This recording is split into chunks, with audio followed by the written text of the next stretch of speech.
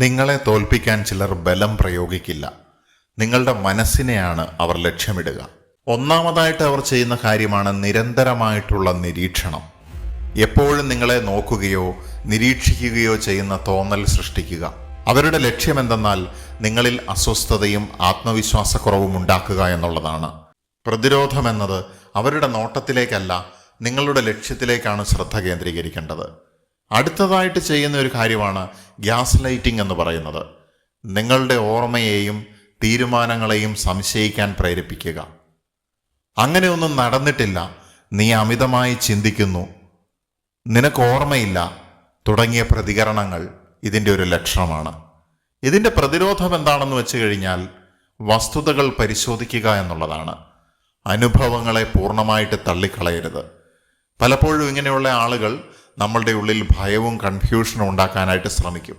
അതിൽ വീഴാതിരിക്കുക എന്നുള്ളതാണ് അടിസ്ഥാനപരമായിട്ടുള്ള തത്വം.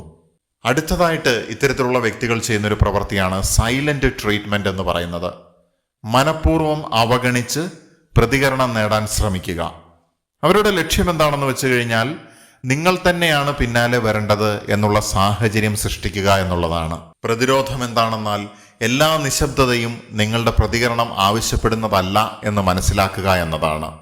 അടുത്തതായിട്ട് ഇവർ ചെയ്യുന്നൊരു പ്രക്രിയയാണ് ട്രയാങ്കുലേഷൻ എന്ന് പറയുന്നത്. മൂന്നാമതൊരാളെ ഇടയിൽ കൊണ്ടുവന്ന് താരതമ്യവും അസൂയയും സൃഷ്ടിക്കുക. ലക്ഷ്യം എന്താണെന്നാൽ നിങ്ങളുടെ ആത്മവിശ്വാസം കുറയ്ക്കുക എന്നുള്ളതാണ്. ഇതിനുള്ള പ്രതിരോധം എന്ന് പറയുന്നത് നേരിട്ട് ആശയവിനിമയം നടത്തുക, അതുപോലെ തന്നെ താരതമ്യത്തിൻ്റെ വലയിൽ വീഴാതിരിക്കുക എന്നൊക്കെ ഉള്ളതാണ്. അഞ്ചാമതായിട്ടുള്ളത് ഇമോഷണൽ ട്രിഗറിംഗ് ആണ്. നിങ്ങളുടെ ദുർബലതകൾ മനസ്സിലാക്കി അതിൽ വീണ്ടും വീണ്ടും സ്പർശിക്കുക. ലക്ഷ്യം എന്താണെന്ന് വെച്ച് കഴിഞ്ഞാൽ വികാരാധീനനാക്കി യുക്തിബോധം നഷ്ടപ്പെടുത്തുക എന്നുള്ളതാണ്.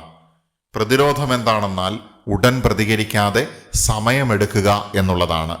മറ്റുള്ളവർക്ക് നമ്മുടെ മനസ്സ് നിയന്ത്രിക്കാൻ കഴിയുന്നത് പലപ്പോഴും നമ്മൾ പ്രതികരിക്കുന്ന സമയങ്ങളിലാണ്.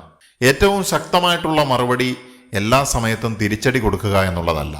പലപ്പോഴും വികാരങ്ങളെ നിയന്ത്രിച്ച് ലക്ഷ്യത്തിലേക്ക് മുന്നേറുന്നതാണ്.